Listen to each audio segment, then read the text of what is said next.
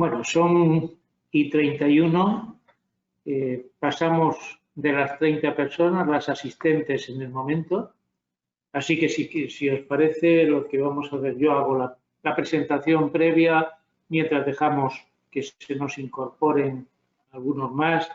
En realidad había una previsión de conectarse por encima de los 50, 60, pero bueno, este tipo de cosas no se sabe exactamente. Así que empezamos. Así que, en primer lugar, buenas tardes a todos. Gracias por estar aquí en esta situación tan extraña en que nos vemos todas las caras a través de una pantalla.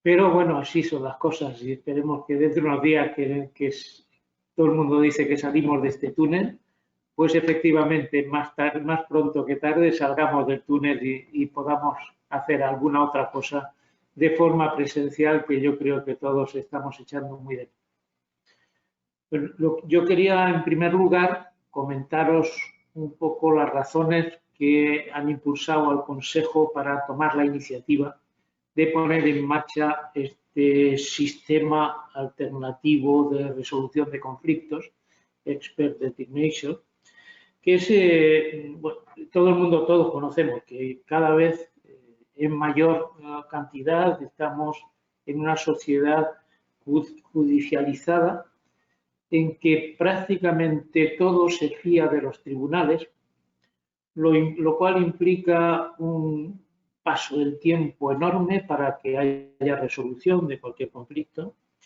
y al mismo tiempo también para las empresas o administraciones que están implicadas en ello, también un coste considerable. Pero fundamentalmente yo creo que lo que más se valora es el tiempo. Todos conocemos casos.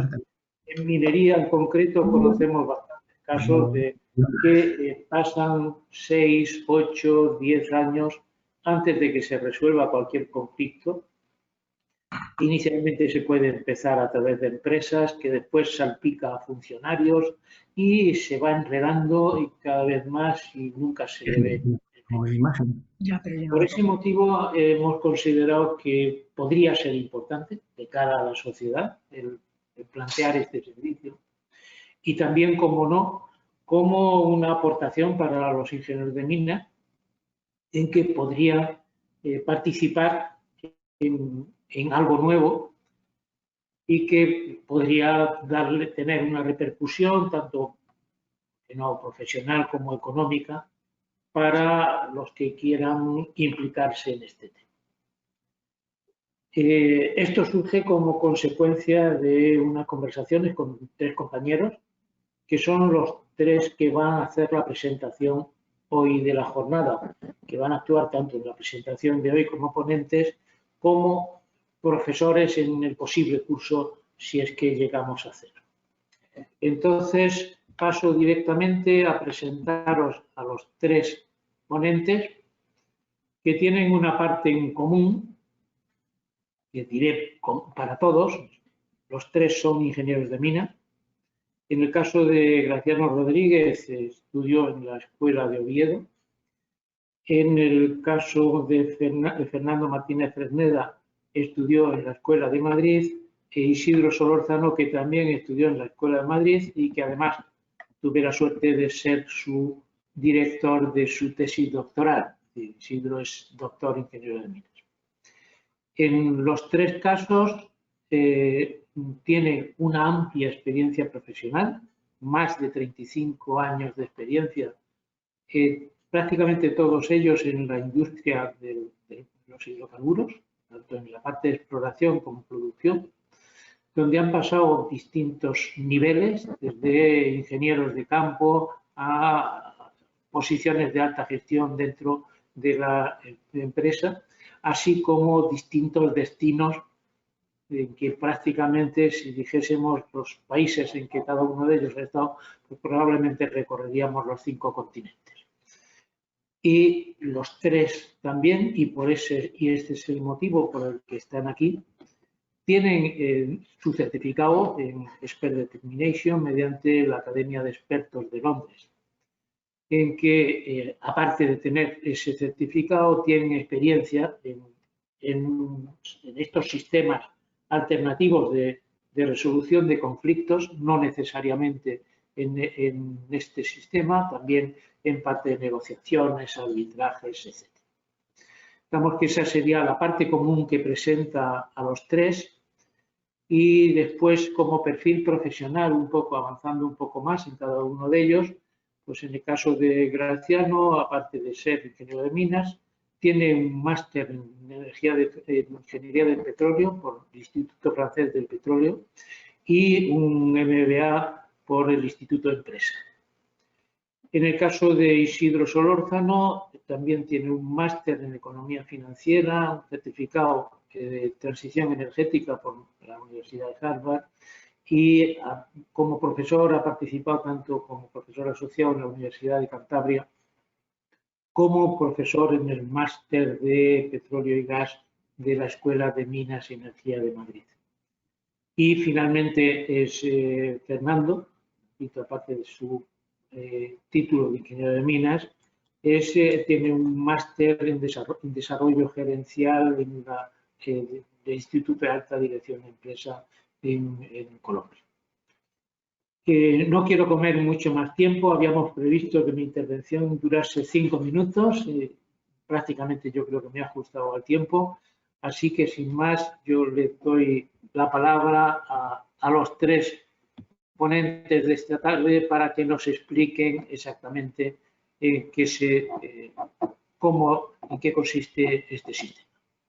Así que creo que en primer lugar, no sé si vas Fernando o Graciano, cuando vosotros queráis. Fernando, empieza Fernando. Perdón, me dejáis un minuto, dos advertencias.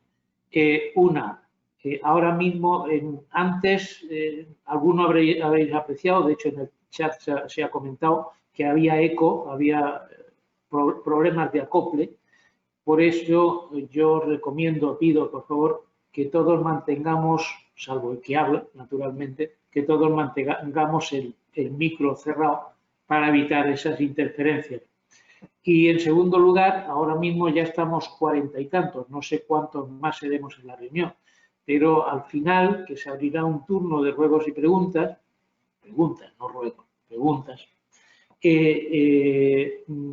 lo que vamos a hacer es que, si os parece, cada uno escriba su pregunta en el chat y yo en este caso voy a hacer como moderador. En realidad, o bien puedo leer la pregunta o bien le doy la voz a aquel que ha hecho la pregunta para que la haga personalmente.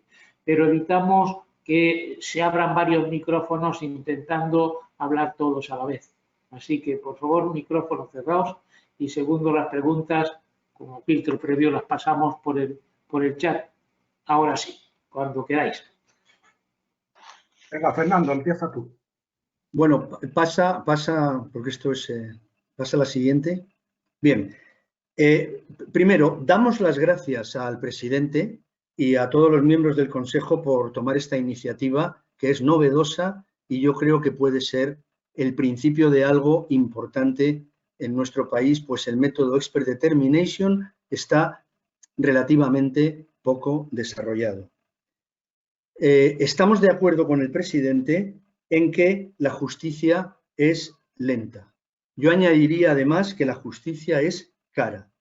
Creo que la sociedad está preocupada por la cantidad de casos sin resolver y sobre todo por la tardanza de algunos casos.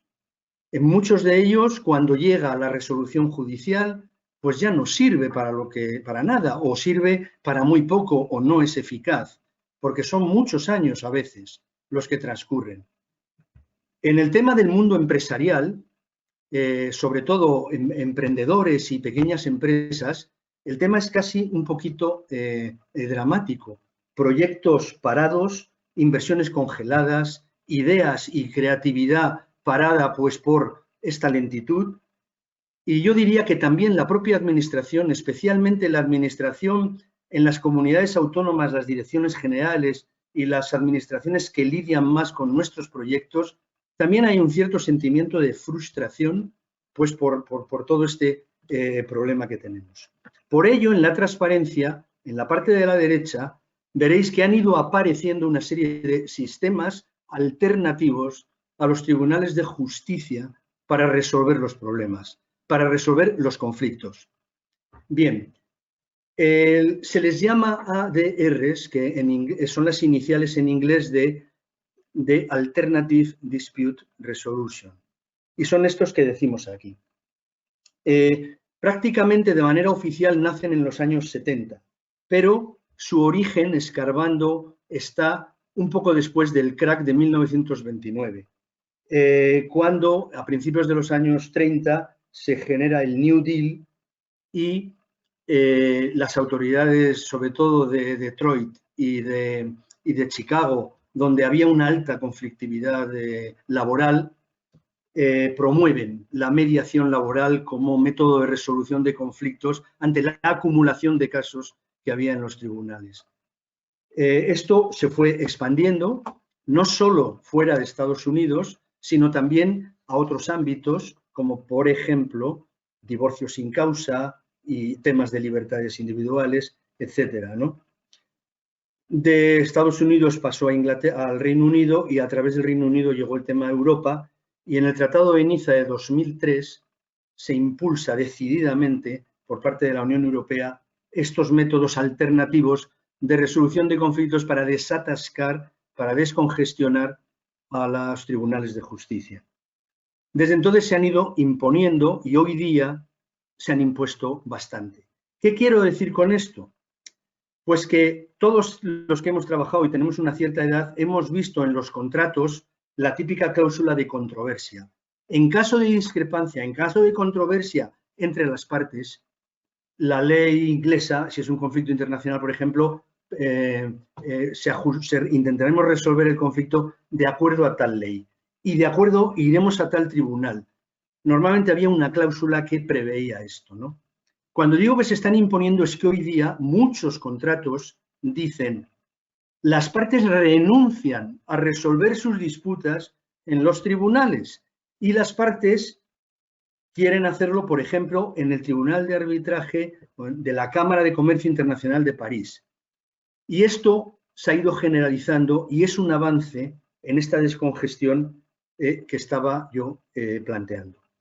Mirando aquí los métodos alternativos, la negociación es obvia y es el más elemental y es consustancial al ser humano. Antes de ir al conflicto se intenta solucionarlo vía negociación. El problema es que casi nunca o pocas veces se soluciona así.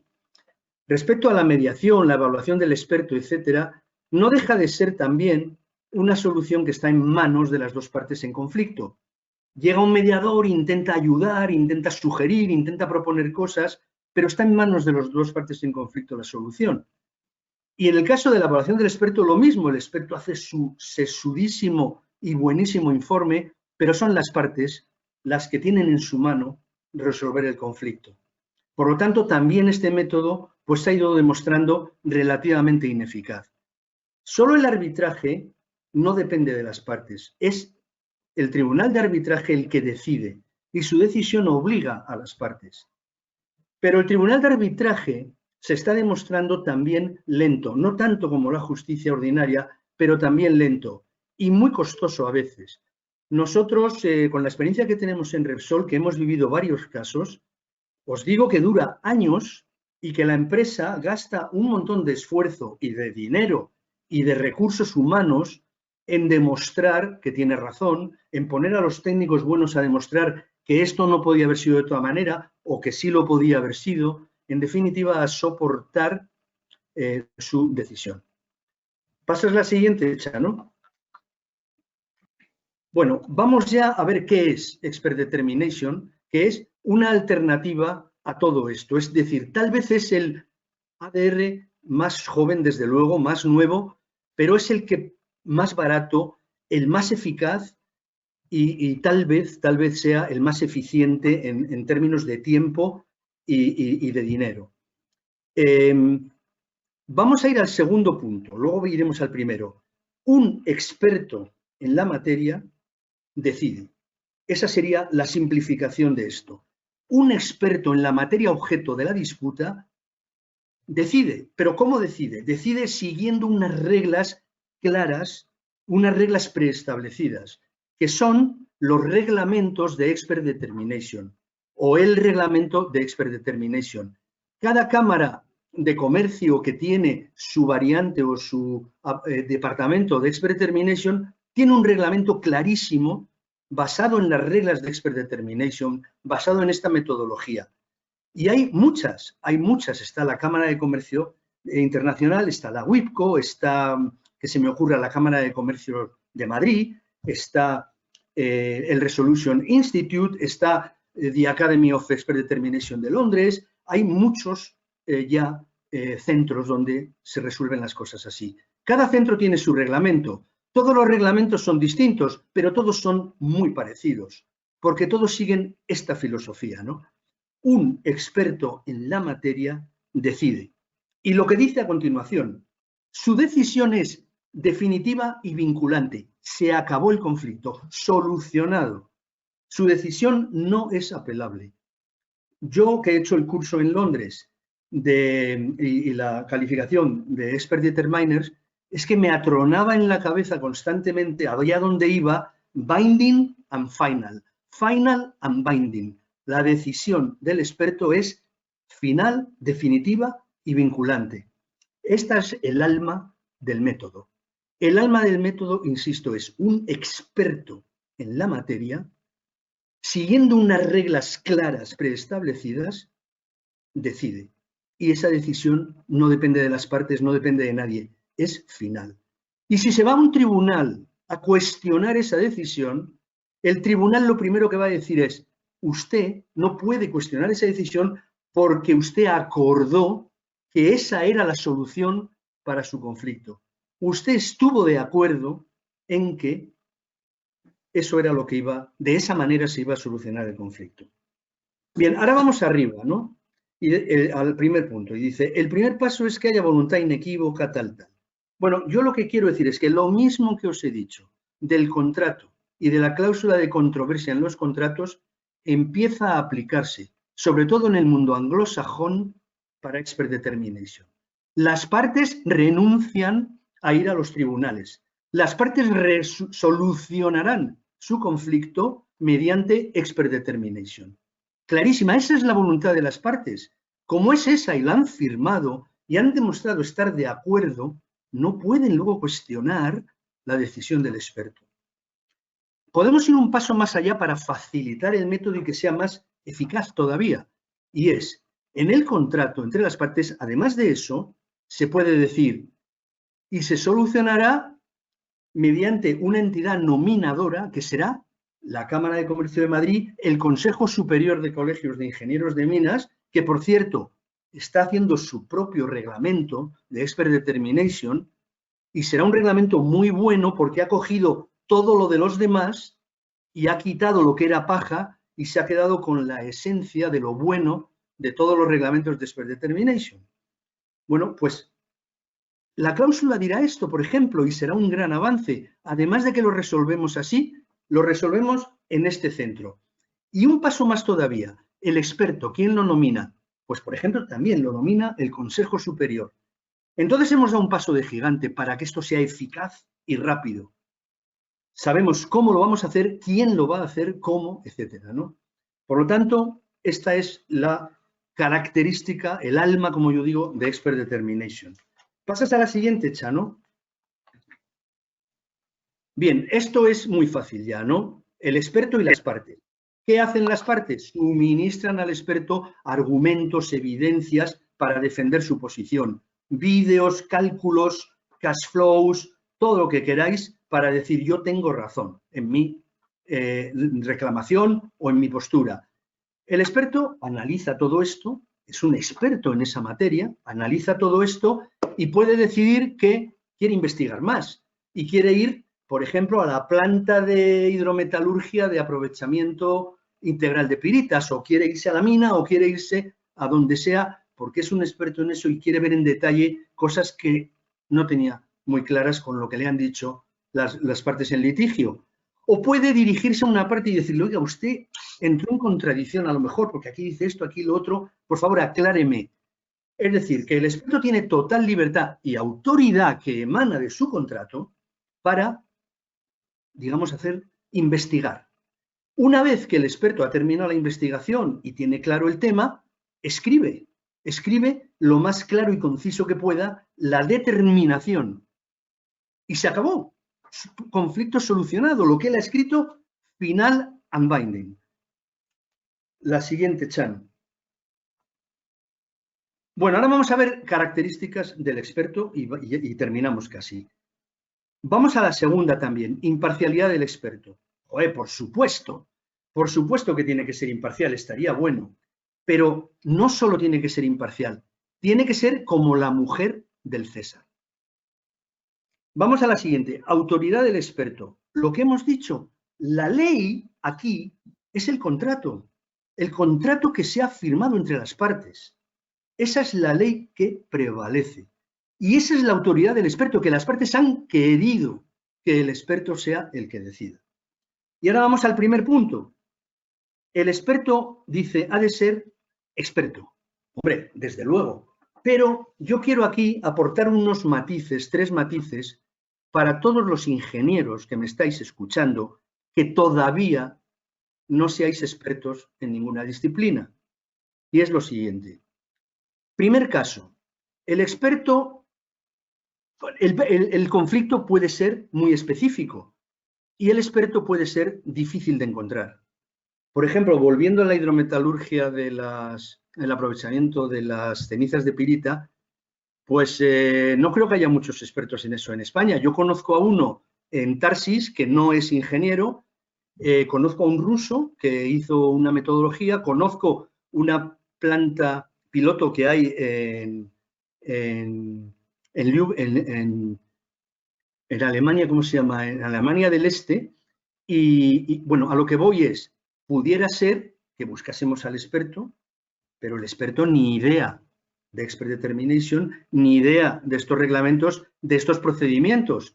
¿Qué necesita el experto? Que le complemente a alguien que, además de entender en general el tema porque es ingeniero, conozca profundamente la metodología de expert determination, haya hecho el curso, etcétera, ¿no? Por eso estamos organizando estos cursos. Por eso, luego os explicaremos cómo queremos formar a las personas en expert determination.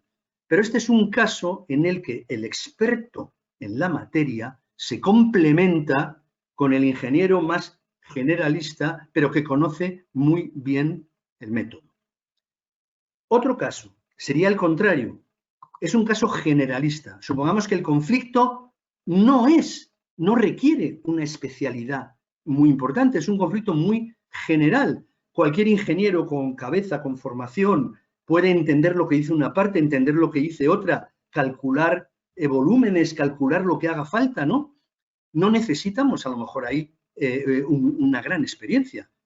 En este caso también un joven o una persona que todavía no es experto en una disciplina podría, teniendo toda esta formación en expert determination, podría también solucionar el conflicto.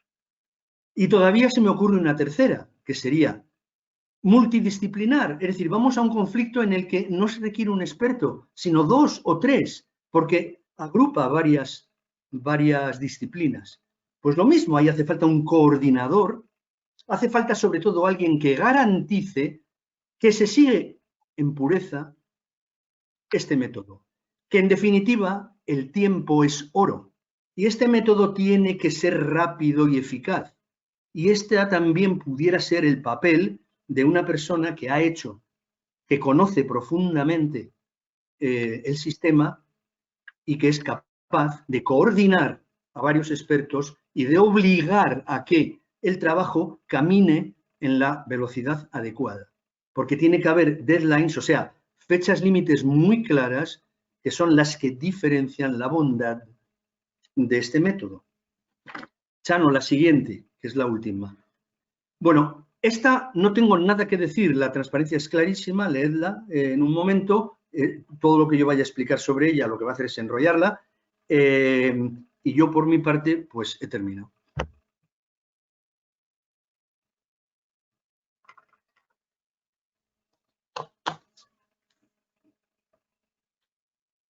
Bueno, pasas tú, Isidro.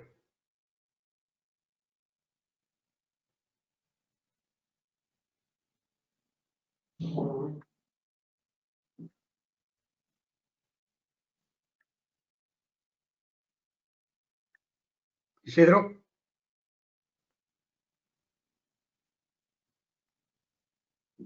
Aunque estaba siguiendo las instrucciones de Ángel con el micrófono apagado y estaba hablando y no se oía nada.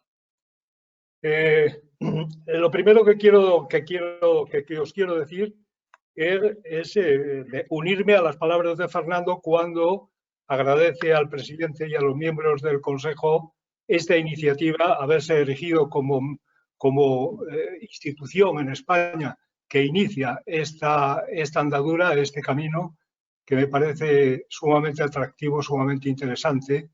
Es verdad que los métodos alternativos de la resolución de conflicto, varios de ellos o casi todos ellos ya funcionan en España, pero también es verdad que el método que a mi modo de ver es el más atractivo a la hora de resolver los conflictos de una manera rápida, con poco coste, para mí, a mi modo de ver, el más interesante es el que estamos presentando en esta presentación que se llama Expert Determination, determinación del experto. Una vez elegido el experto por el Consejo Superior de Colegios de Ingenieros de Minas, automáticamente empieza un proceso que sería ese proceso que llamamos Expert Determination, que empieza con la nominación de ese experto y termina en el momento que el experto presenta a las partes su informe final, su informe de determinación. Dicho esto, comentar un poco en qué va a consistir el curso. El curso va a consistir prácticamente lo ha dicho todo Fernando, es decir, en qué va a consistir a la hora de presentar, digamos, desde la introducción hasta la determinación, pues todo ese proceso que llamamos Expert Determination lo vamos a desarrollar en un curso de cuatro días por la tarde, de 15 horas a 19 horas, un poco para dejar libres las mañanas a la gente que seguramente están ocupadas en otras actividades y darle la posibilidad de que se unan a esta brillante iniciativa del Consejo, que yo creo que tiene mucho recorrido y va a ser muy importante, porque estamos iniciando. No es nada novedoso, como decía Fernando, ya que esto que estamos llamando Expert Determination ya viene implantándose desde muchos años, tampoco muchos, pero sí del orden de 30 a 40 años se viene desarrollando en Estados Unidos, países anglosajones e incluso toda Europa, los países más desarrollados. Esto que llamamos Expert Determination no es nada nuevo, sin embargo en España sí lo es. En España este método de resolución de conflictos no es conocido yo diría que muy poco conocido o me atrevería a decir nada conocido. Por eso insisto que la iniciativa del Consejo es espléndida y ahora lo que tenemos que hacer es empezar a caminar en esa dirección a la hora de resolver conflictos una vez que los expertos sean nominados por el Consejo y a la vez, en paralelo, formar a la gente para dar continuidad a esta actividad que llamamos Expert Determination. En el primer día, tenemos 4 días, como decía, en el primer día tenemos la parte introductoria, la parte de introducción, que ya la ha comentado Fernando, donde vamos a comentar, donde se va a explicar no solamente el Expert Determination, sino todos los demás métodos de resolución de conflictos, lo que es la negociación, la mediación, la evaluación, el arbitraje y, por último, el Expert Determination. Pero, digamos, para encuadrar un poco lo que es el Expert Determination, digamos, en todos los métodos que conocemos como resolución de conflictos. Por tanto, el primer día va a ser introductorio. Y al segundo día ya entramos en materia con lo que es el método en sí, el procedimiento que llamamos Expert Determination, que lógicamente es un un método de resolución de conflictos, como decía Fernando, donde es un método resolutivo. Es digamos, la gracia del método, ¿no? Es decir, que en un plazo de no más allá de 3 meses, el experto, y en este caso el consejo, van a ser capaces de determinar lo que haya que determinar en ese conflicto entre las partes. Esa es un poco la gran ventaja de este método. Y en el segundo, ya digo que en el segundo día nos vamos a extender todo lo que haga falta para llegar a los alumnos a que puedan entender perfectamente lo que es este procedimiento y, como decía Fernando, lógicamente siguiendo un reglamento que ya está prácticamente elaborado por el Consejo y que será, digamos, las reglas maestras que habrá que seguir a la hora de continuar a la hora de iniciar y continuar y finalizar eso que llamamos expert determination, todo el proceso. En el tercer día, precisamente, explicamos el reglamento. En el reglamento, pues lógicamente, como decíamos, hay muchas actividades. Hay desde la actividad de nombrar al experto, seguir, digamos, seguir el procedimiento, seguir el calendario, las fechas que se han definido entre las partes y el consejo, coordinar entre las partes y el experto, etcétera, etcétera, ¿no? Es todo un reglamento de bastantes páginas donde lógicamente el experto tiene que seguir a la hora de determinar o a la hora de emitir esa determinación al final de ese periodo que llamamos proceso de determinación.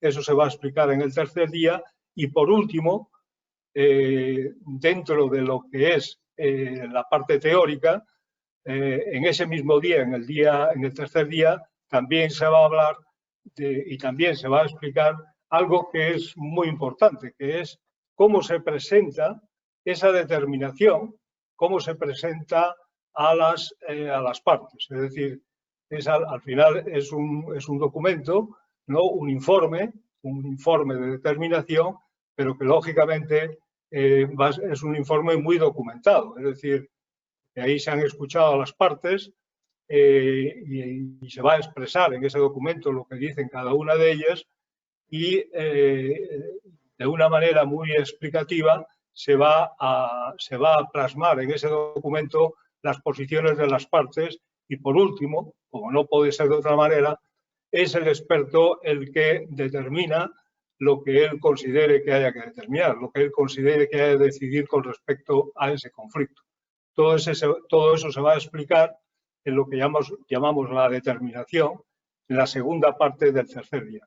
Y por último, en el cuarto día van a ser ejercicios prácticos, es decir, no solamente en casa, sino también conjuntamente todos los participantes en ese curso, que no van a ser muchos porque la idea es limitar el número de alumnos a 12, con lo cual, para que el trabajo sea más llevadero y que el control del profesor y digamos, la comunicación profesor-alumno sea más eficiente, pues de esa manera la primera parte que vamos a hacer es hacer ejercicios que los alumnos participen que hagan sus ejercicios en casa, ejercicios puestos por profesores, y son ejercicios relacionados con todo lo que hemos dicho anteriormente, lo que es el procedimiento, lo que es el reglamento, lo que es la determinación, y ahí se harán muchas preguntas que individualmente cada uno de los que participan en el curso pues van a intentar resolver en casa individualmente. Después, colectivamente, todas esas respuestas de cada uno de los alumnos se comentarán en clase en ese cuarto día que tenemos ahí como en la agenda, que tenemos trabajo colectivo, profesor-alumnos, desde las 15 horas hasta las 19 horas, y con eso terminaría lo que es el curso teórico. Y por mi parte he terminado en la parte de lo que tenemos planificado con respecto al curso de formación Expert Determination. Muy bien, Isidro. Bueno, yo también quiero unirme al agradecimiento a Ángel y a todo el Consejo por el impulso a este proyecto de Expert Determination, ¿no? Bueno, voy a hablar, ya se ha hecho el curso, entonces la gente que ha aprovechado ese curso puede querer certificarse en Expert Determination y formar parte del registro de expertos que va a constituir el Consejo Superior. Entonces, ¿cuál es la metodología? Ya tenemos preparado el borrador, el procedimiento de evaluación. Entonces, voy a tratar de sintetizar. Prerequisito, obviamente, haber hecho el curso de formación en Expert Determination. ¿Cuál es la metodología que vamos a utilizar? Va a ser resolver un caso simulado.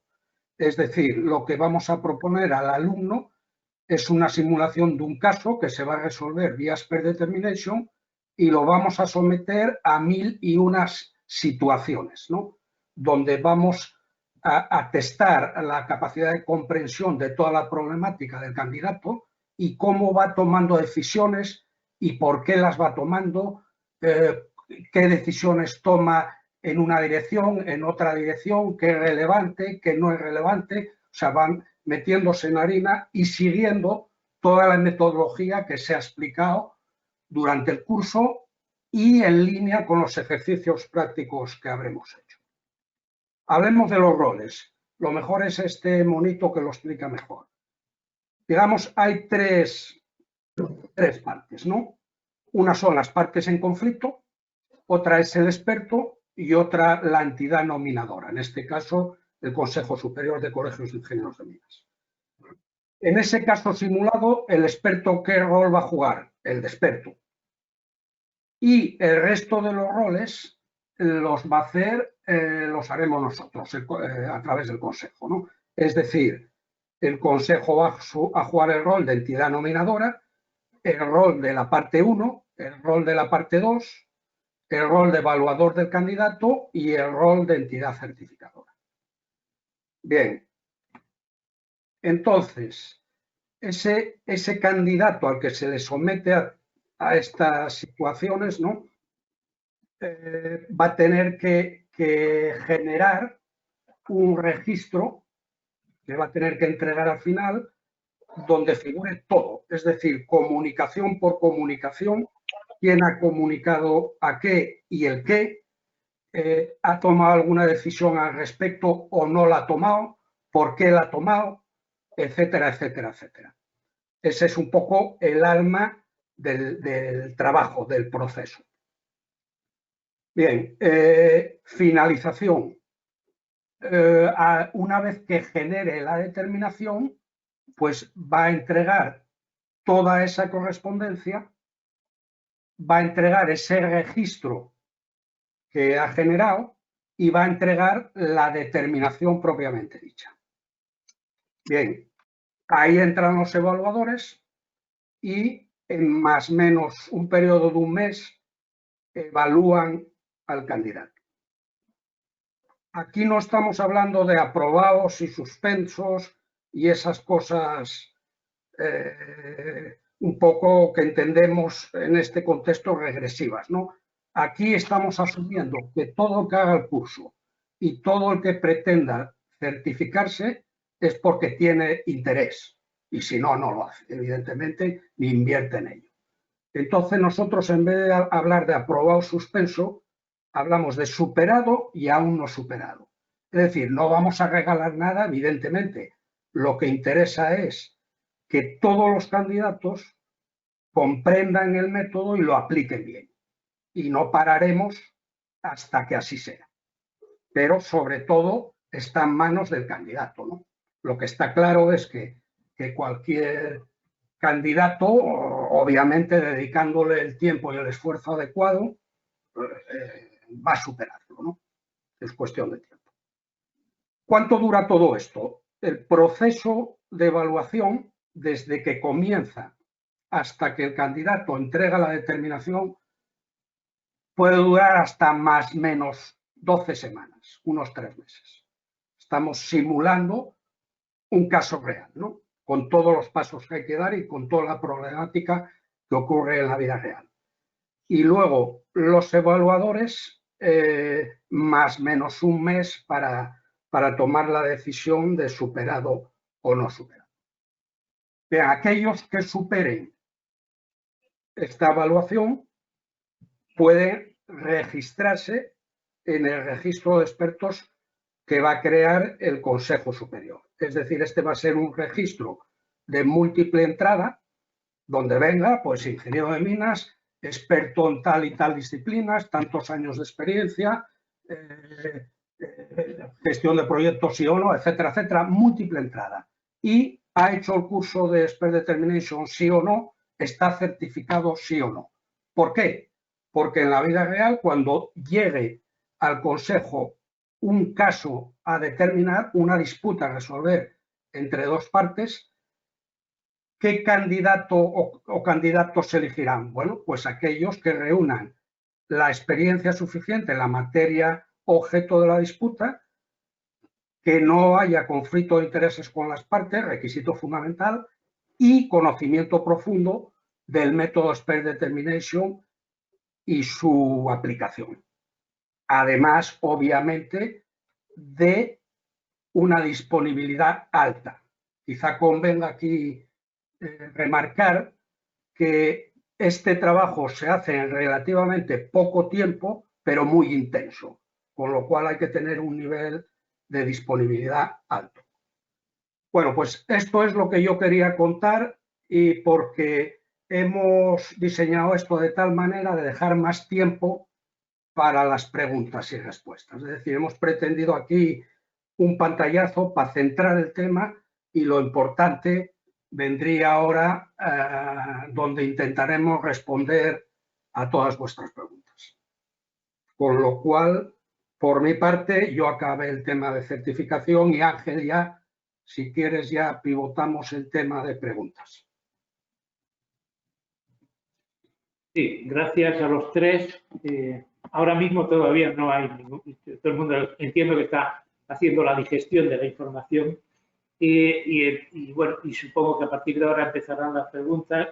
Yo quiero adelantar, de acuerdo con lo que ha dicho Chano respecto al tema de cómo se hace el registro, que es en principio yo creo que quizás es lo que yo podría hablar. Pues en primer lugar, siguiendo las etapas que se han comentado. Y cuando se hace el curso, el Consejo lo que da es un diploma de participación y aprovechamiento sobre el curso. A continuación, y además son 3 aspectos estancos, es decir, alguien puede hacer el curso y decir, bueno, yo la evaluación espero hacerla dentro de un mes o 3 meses o cuando me interese. En el momento en que alguien hace el proceso de evaluación, entonces automáticamente lo que se pide es un certificado como experto. Y el Consejo le da un certificado como que esa persona es experta.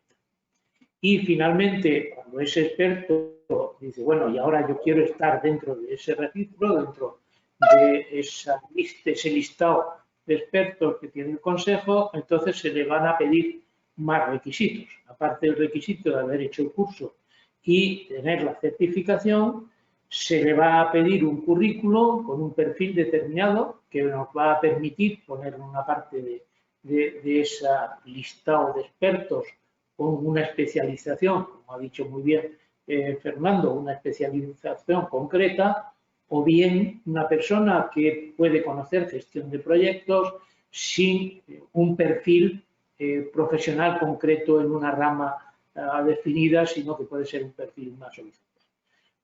Con todo eso, con toda esa documentación que se almacena en la carpeta de cada uno, es con la que se efectúa el registro, y cuando llegase un momento en que una empresa, un grupo de empresas pide la participación, entonces se coge ese listado, se elige probablemente una terna para que sean las partes en conflicto las que decidan dentro de esa terna quién es la persona que les parece mejor para la resolución de su conflicto.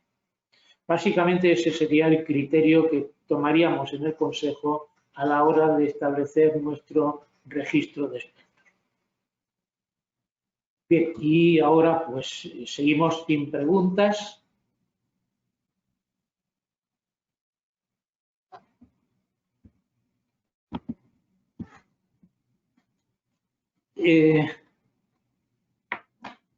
Una primera pregunta que se hace Susana, que dice, bueno, no sé, Susana, como no hay muchas preguntas, si quieres hacerla personalmente o la hago yo por ti. Sí, no sé si me escucháis. Sí, perfectamente. Hola, buenas tardes. Sí, me ha parecido entender que el primer curso va a ser solamente de 12 alumnos aproximadamente y quería saber cómo va a ser la selección de esos alumnos y cuál va a ser las fechas previstas para realizarlo. Bueno, si os parece, contesto yo, aunque después podéis complementar cualquiera de vosotros tres. Si hubiese muchas personas, evidentemente no sería hacer un curso, podríamos hacer más que un curso, y la forma de establecer los grupos sería intentando que las personas que formasen cada grupo tuviesen un perfil lo más semejante posible. Con lo cual, pues el aprovechamiento del curso podría ser más homogéneo. Porque si cogemos a alguien que es muy experto en una materia, alguien que se mueve en un nivel de formación mucho más horizontal, pues podría crear problemas a la hora de seguir, sobre todo en la parte práctica. Entonces intentaríamos que fuese homogéneo en cuanto a perfil de personas, y ya digo, podría ser un curso o más de un curso en función de los participantes. Si decimos 12 personas, pero si hubiese 20, pues lógicamente se establecerían dos grupos de 10. Es decir, que sería un poco en función de perfil y número de personas que lo pidiesen. Y en cuanto a fechas previstas, estamos pensando que el primer curso, y ahí me corregís, por favor, vosotros, si os parece, pero lo estábamos planteando más o menos en el mes de febrero. Correcto. ¿Sí? Sí, sí. Sí, muchas gracias. Tenemos otra pregunta que es de Felipe, que tiene una duda sobre el certificado de especialización. Felipe, ¿quieres comentarlo tú directamente? Sí, buenas tardes. Bueno, yo es que he entendido a Graciano que el certificado se conseguía después de una evaluación que tardaba, me parece que eran 12 semanas más el mes de evaluación, pero entiendo que esa evaluación no tiene nada que ver con la especialización. Es decir, que supongo que hago el curso y consigo certificarme, posteriormente soy yo quien determina en qué temas soy especialista. Me imagino que debe ser eso. Y por otro lado, lo que quería saber era si podíais dar información del coste para, digamos, para la gente que pregunte poder decirle un poco los costes de cada cosa. Sí, Ángel, si te parece, contesto yo a lo del procedimiento de certificación y todos los costes. Sí, perfecto. Aquí no hay especialidad, la especialidad es Expert Determination. No hay otra especialidad. Es decir, trato de resumirlo. O sea, el tema, como dijimos, era someter al candidato a través de un caso simulado donde no se requiera ninguna especialización, porque el objetivo es que entienda el método y que lo aplique bien, y nosotros poder ver eso, que entiende todo, que da los pasos adecuados, que razona adecuadamente y que toma las decisiones siguiendo unas reglas preestablecidas. Entonces, no hay especialización.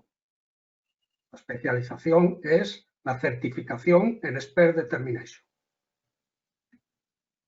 Ya, pero, perdón. No, que digo que el consejo después tendrá que encasillar a la gente en lo que sea más o menos especialista, entiendo, ¿no?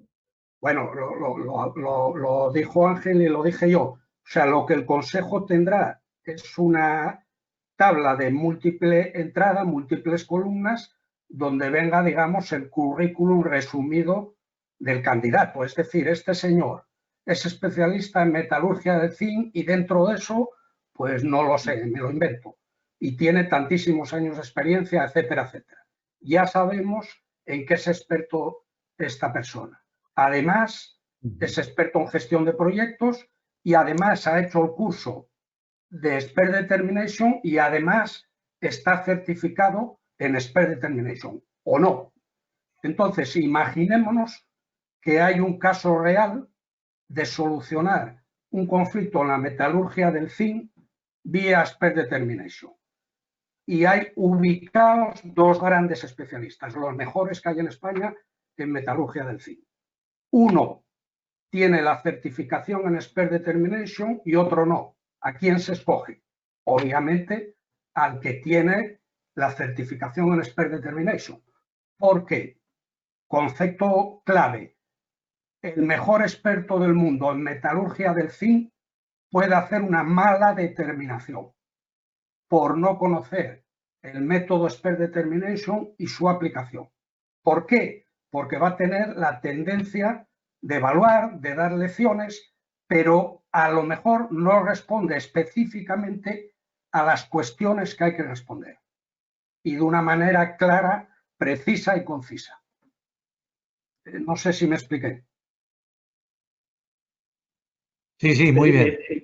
Sí, en cualquier caso, creo que eso, que en nuestro registro vamos a pedir el curso, vamos a pedir certificación, y yo lo que había comentado es currículum, perfil que puede complementar el candidato en la forma que quiera, y había resaltado como parte fundamental, creo, porque y también lo ha vuelto a decir Chano, la gestión de proyectos. Es un perfil que yo creo que para este tipo de cosas suma, es importante. Entonces, eso es lo que en principio se pediría para hacer el registro. Y en cuanto a tu segunda parte, la parte de coste, bueno, pues viendo un poco, por supuesto con un coste bastante inferior a lo que podría ser el equivalente en Londres, etcétera, hemos estimado que el coste del curso sería 400 euros.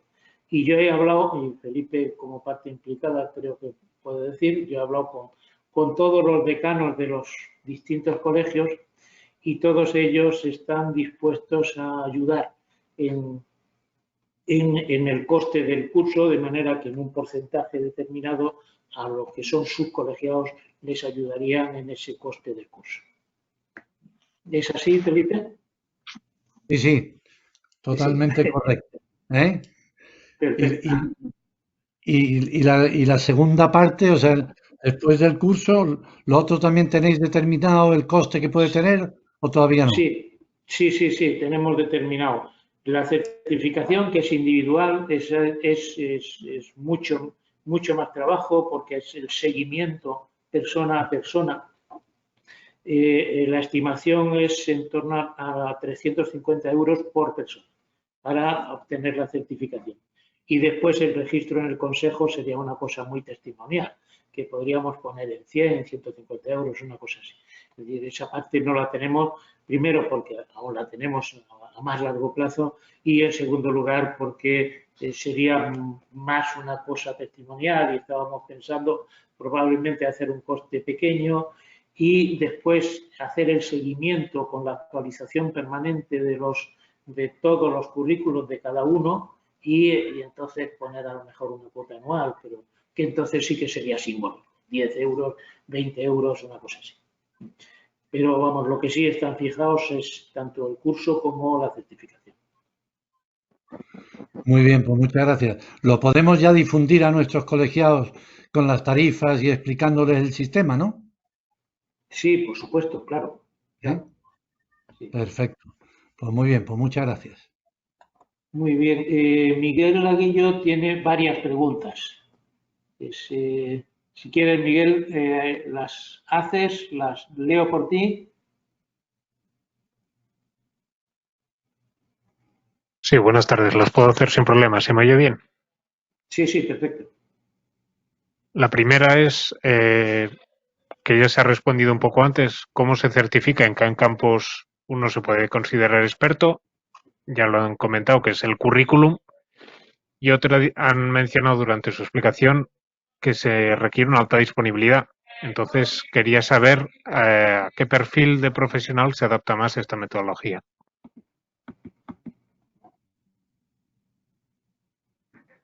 ¿Respondo yo? Sí, sí. Bueno, ¿qué se requiere? Se requiere ser experto en la materia. Son 3 condiciones. Ser experto en la materia. 2, ser imparcial, no tener ningún conflicto de intereses con las partes antes del proceso y durante el proceso. Y 3, ser conocedor profundo del método Expert Determination y de su aplicación. Y 4, alta disponibilidad, porque es un proyecto, un trabajo de Expert Determination es un proyecto y se gestiona igual que cualquier proyecto. Hay un principio y un fin y hay un método de gestión.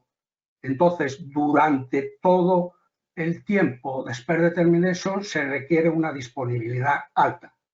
A partir de ahí, ¿quién puede anotar? Todos los que reúnan esas características. Está abierto a todo el mundo.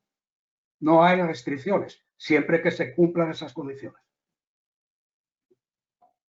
Yo, solo por complementar un poco, creo, sobre Miguel, cuando se habla, que quizás lo que tú dices, lo de alta disponibilidad, es que precisamente una de las bases del procedimiento, del sistema, es resolver rápido. Entonces, pues evidentemente la alta disponibilidad va a depender del conflicto en sí. Puede ser un conflicto, pues yo conozco de alguno de los 3, si me dejáis lo digo, pues que ha trabajado en el Kurdistán iraní y que ha sido un conflicto entre 2 empresas con metros de papel que había que analizar y probablemente eran 2 meses de 20 horas de trabajo día y se acabó. Pero probablemente en un conflicto más normal, pues pueden ser 15 días de un trabajo intensivo o un mes de un trabajo intensivo o algo así. O sea, la alta disponibilidad es que hay que resolver en un tiempo corto. Por eso es lo que se habla de alta disponibilidad. No sé si vosotros queréis complementar con algo. Está perfecto, Juan. Vale, a continuación, Rafa Pérez Quevedo pregunta, esto lo puedo contestar yo directamente, ¿cuántas veces al año se convocarán los cursos? Vamos a ver que más que cuántas veces al año, poniendo fechas fijas, en función del interés que pueda suscitar el tema, pues iremos poniendo progresivamente cursos, como he contestado al principio, pues dependiendo de la gente, intentando además que sean perfiles parecidos cuando se establezca un grupo. También una contestación rápida, no sé si merece la pena, Gonzalo, que lo comentes tú, porque es muy rápido. La pregunta es sencillamente si el curso será en inglés y la contestación es que no. El curso será en castellano, aunque evidentemente, como no sabes dónde va a aparecer el conflicto, pues a la hora después de ser seleccionado como experto, pues probablemente el inglés en algún momento puede ser una limitación. Pero el curso será en español.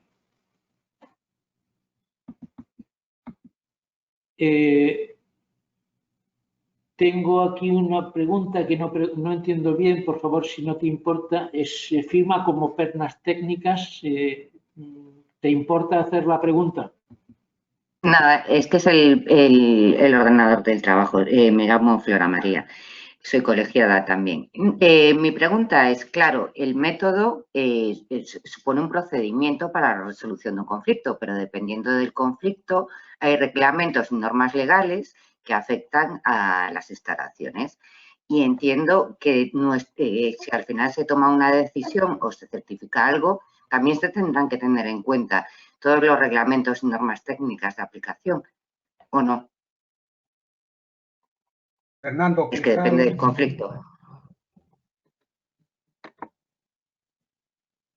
¿Respondes tú, Fernando? Sí. Naturalmente, ¿no? Se supone que es el experto el que está resolviendo el conflicto. Entonces, el experto debe conocer toda la problemática, todas las regulaciones técnicas y debe hacer una resolución de acuerdo a todo eso, porque por eso es un experto, ¿no?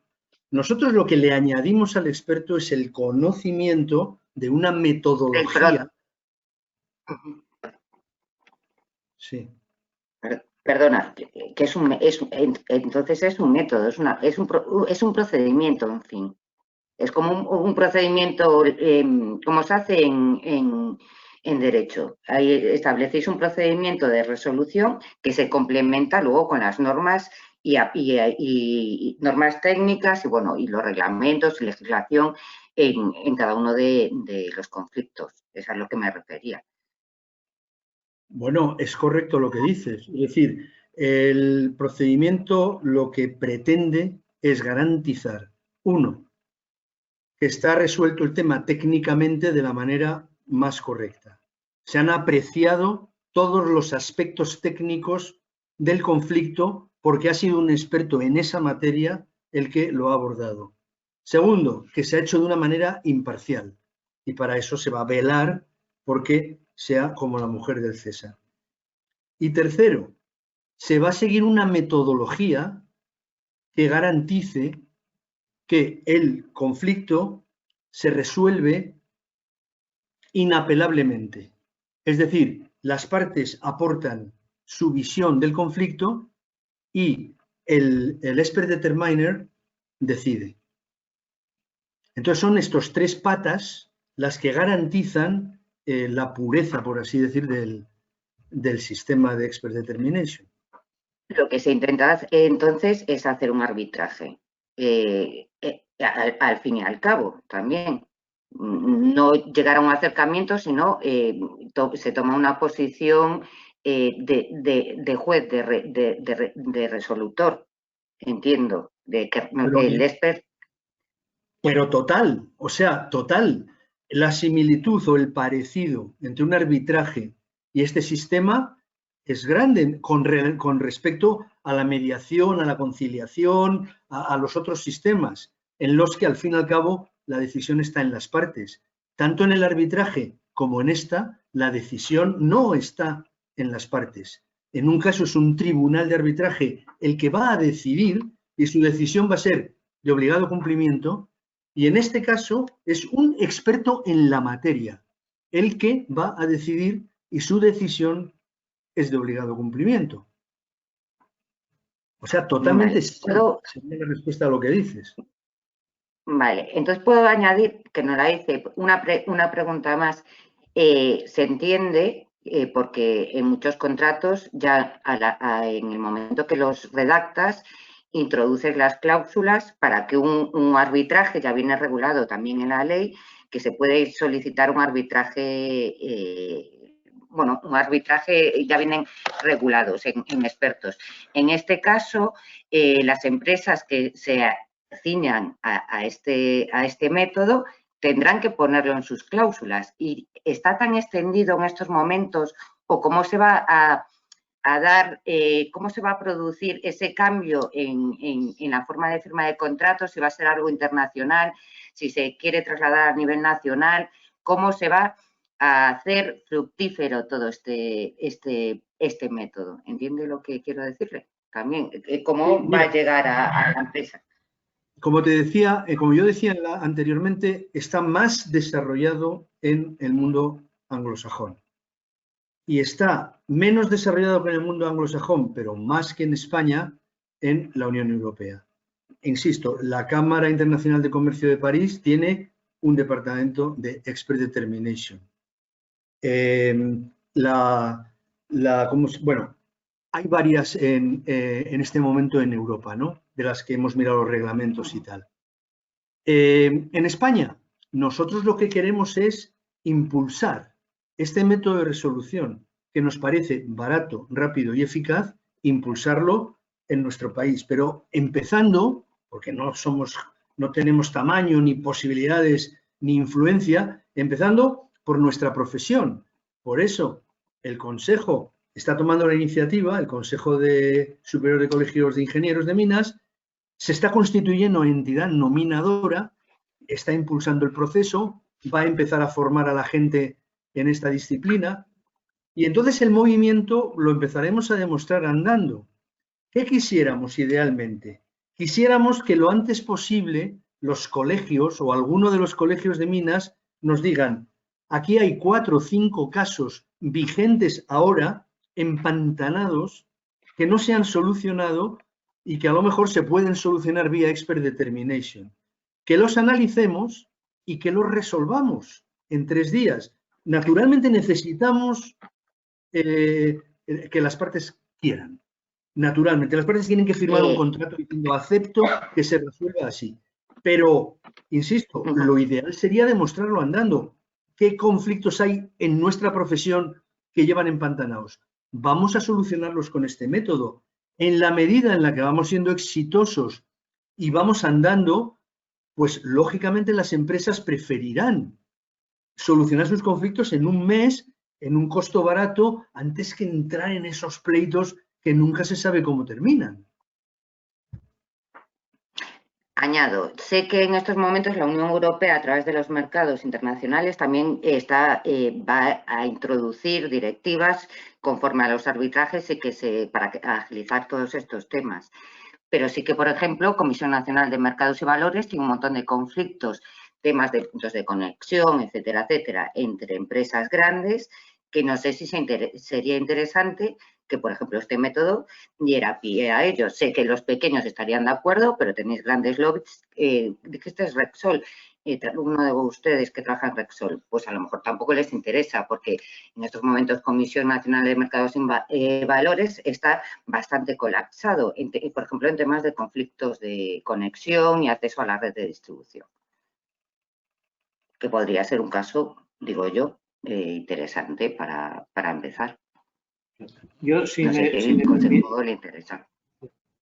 me permitís, porque como además hay alguna otra pregunta relacionada con esto, concretamente Susana pregunta que si el Consejo ya tiene alguna cartera o detecta un posible mercado para empezar a resolver. Eduardo Prida, ligando con lo que ha dicho Fernando, pregunta si estos expertos, en principio, que se registren en el Consejo, se van a limitar al área de conocimiento de los ingenieros de minas, o se puede abrir.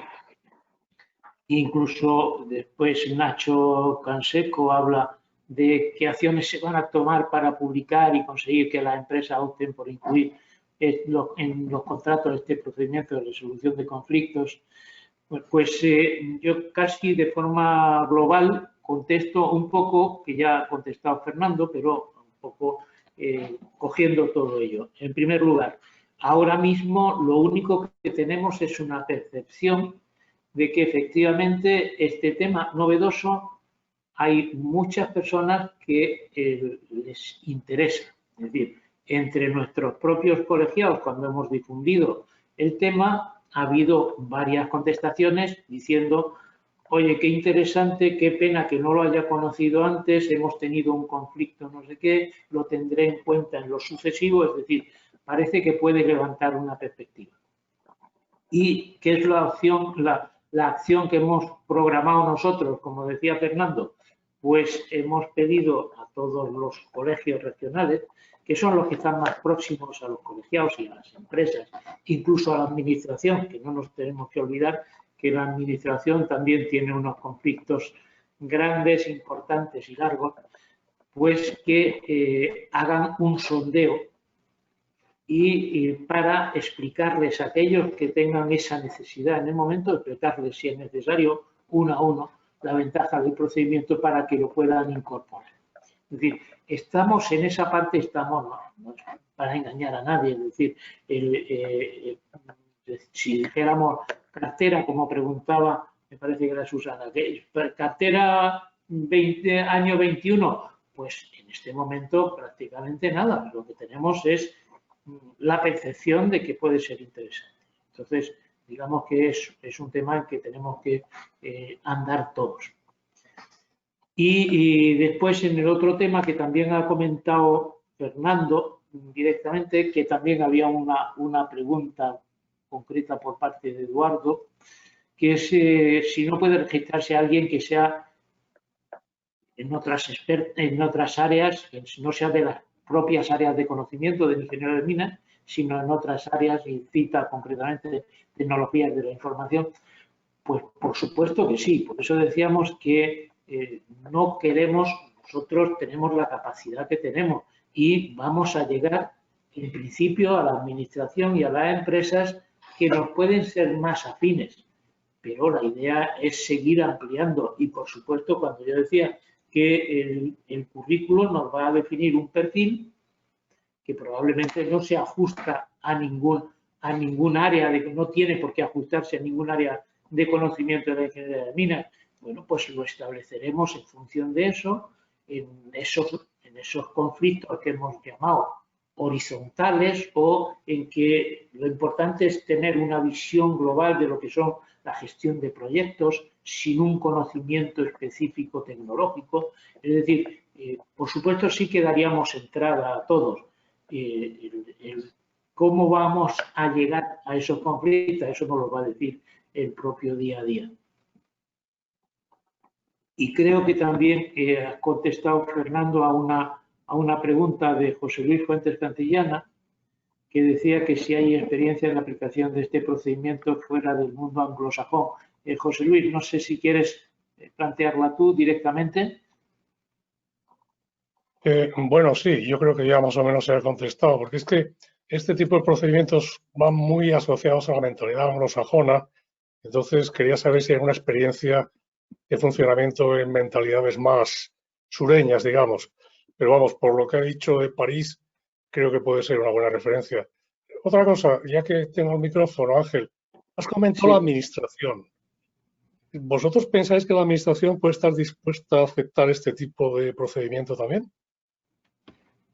Hombre, yo entiendo que sí, además mucho más cuando la administración ahora, la experiencia de los últimos años, y creo que tú lo conoces bastante bien, es que la administración en ciertos procedimientos que se ha metido ha salido muy salpicada, incluso con funcionarios que han sido implicados directamente y han sido imputados y no sé qué en el cuánto, con lo cual puede ser una salida para la administración para quitarse esos problemas. Otra cosa es que no sé cómo van los sistemas de autonomía de las distintas administraciones, si después se lo permiten o no, pero yo entiendo que sí que habría administraciones interesadas si es que los procedimientos administrativos lo permiten.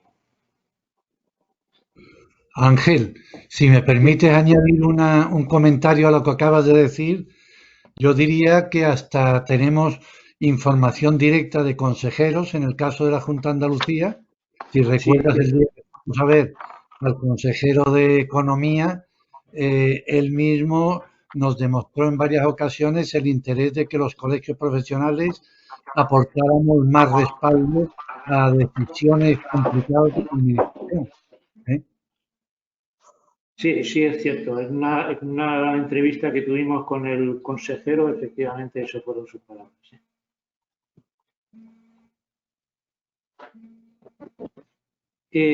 Hay otra pregunta por parte de Juan Carlos Novarece, en que de alguna manera después contestaría, pero más o menos viene a plantear que si hay conflicto entre los los de minas y los de caminos, por ejemplo. Juan Carlos, ¿quieres plantear la pregunta?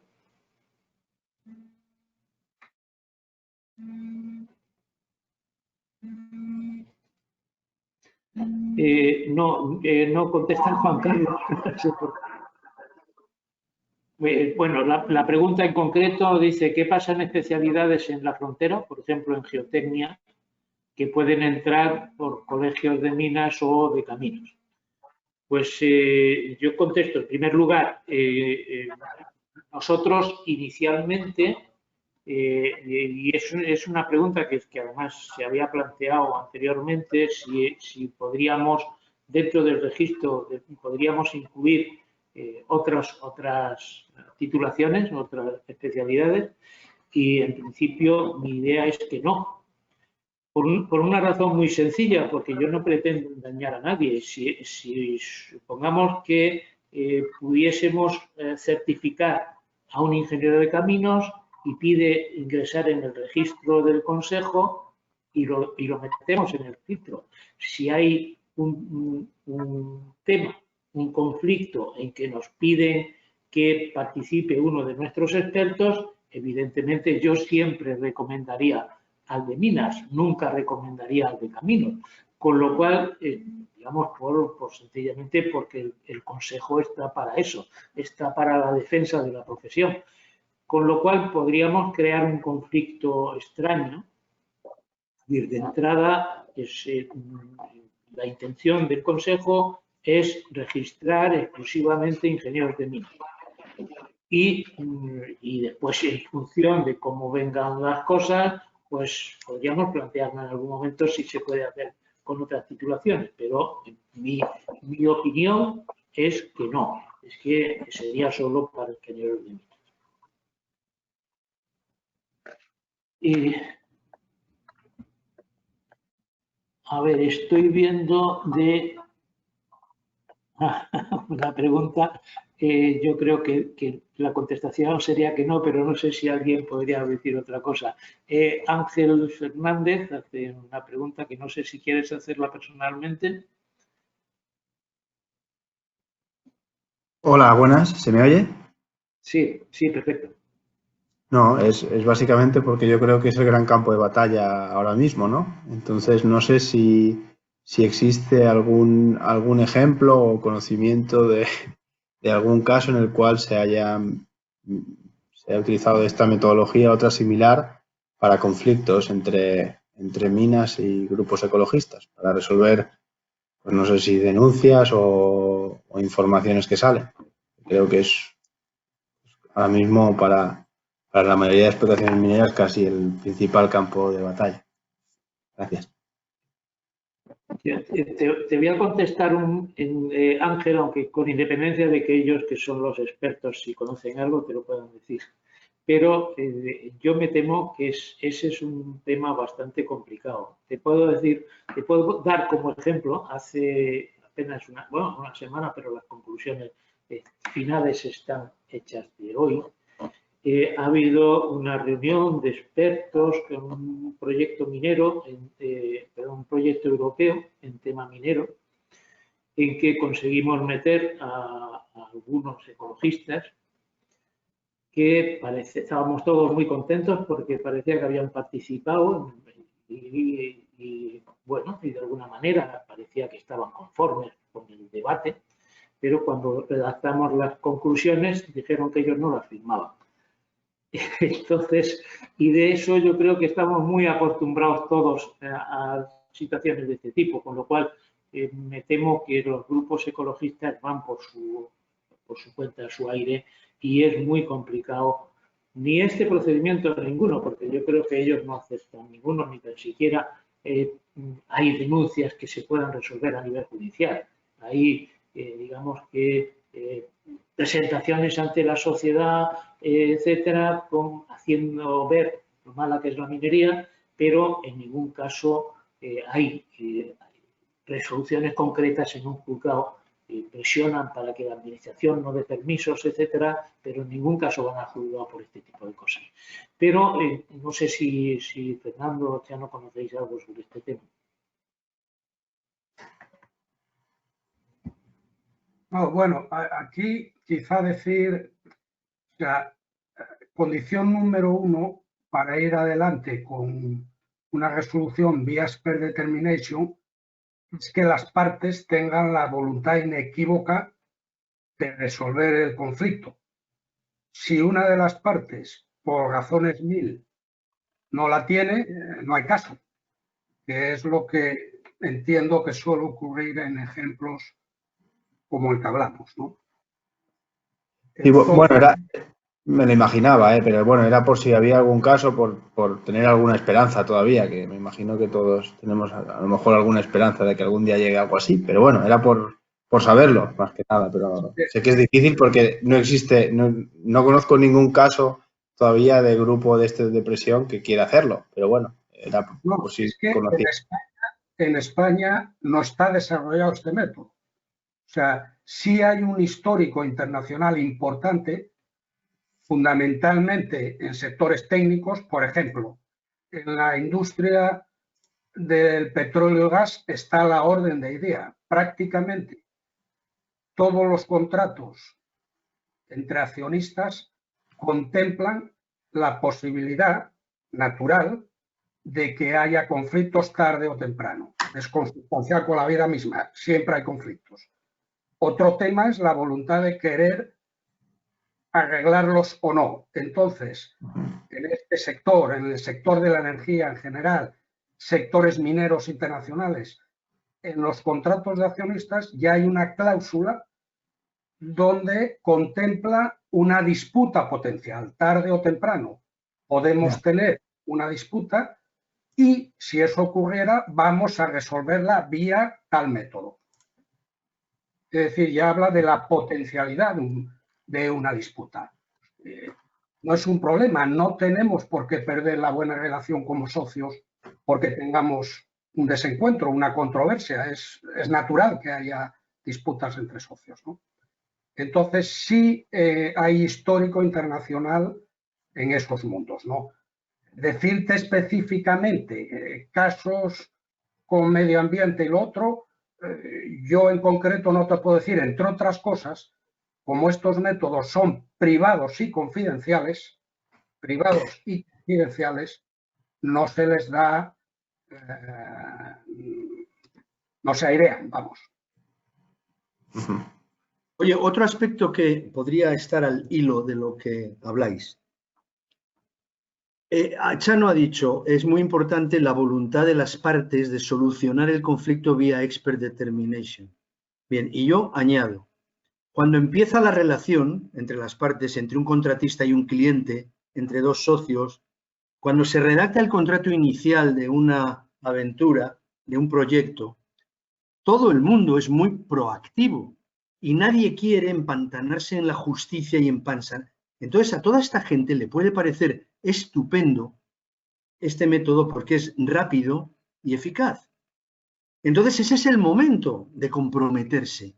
Que en el contrato, la cláusula de controversia diga que las partes no van a ir a los tribunales, que las partes se comprometen a responder vía expert determination, que el Consejo Superior va a ser la entidad nominadora y que, bueno, y esto, y ya está, ¿no? Bien. Ahora avanza el conflicto y no tenemos nada firmado porque no se ha hecho esto que os acabo de decir. Cuando está el conflicto, las partes pudieran decir, hombre, vamos a solucionarlo vía expert determination porque si no nos vamos a eternizar. Pero ahí es más probable que haya una parte que no le convenga, porque haya una parte que sepa que no tiene razón, o haya una parte como con mucha más convencimiento de que tiene razón y que si se acude a una solución rápida va a ganar el conflicto. Ahí ya es mucho más difícil, porque como decía Chano en principio, el origen del tema es la voluntad de las partes. La ley es el contrato. La autoridad del experto está en el contrato que han firmado las partes. Entonces, si una de las partes ya ve que va a perder, no le interesa, diluye, retrasa, es que no hay nada que hacer. Pues en el tema de conflictos con la administración, ecológicos y tal, es muchísimo más complicado, ¿no? Mientras se dejen el proyecto suspendido, mientras consigan que no avance, mientras se paralice, pues ahí van bien, ¿no? Es muy difícil, por lo tanto, solucionar el conflicto con el acuerdo de unas organizaciones que lo único que quieren es detener o parar esos proyectos.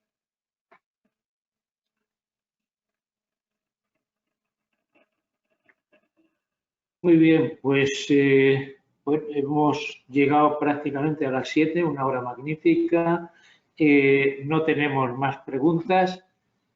Entonces, bueno, a mí solo me queda agradeceros la participación, agradecer a los tres ponentes la claridad de exposición con lo que es el tema. Espero que a todos os haya servido al menos de conocimiento.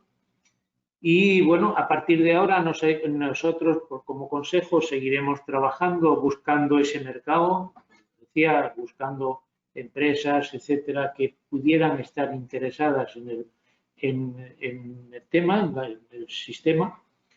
Y por vuestra parte, pues aquellos que mostréis interés en decirlo del curso, pues en función de eso, a pesar de que podamos mandar una circular en unos días cuando pasen las fiestas, retomando nuevamente el tema, pues bueno, aquellos que mostréis interés hacia el tema, pues intentaríamos formar ese primer grupo pensando en esa fecha que hemos dicho de febrero. Así que nada más, muchas gracias por vuestra participación, que tengáis todos unas felices fiestas y que bueno, que el año que viene sea mejor que este, como eso no es nada difícil, pues con seguridad que tendremos un 2021 que sea magnífico. Adiós, hasta luego. Muchas gracias.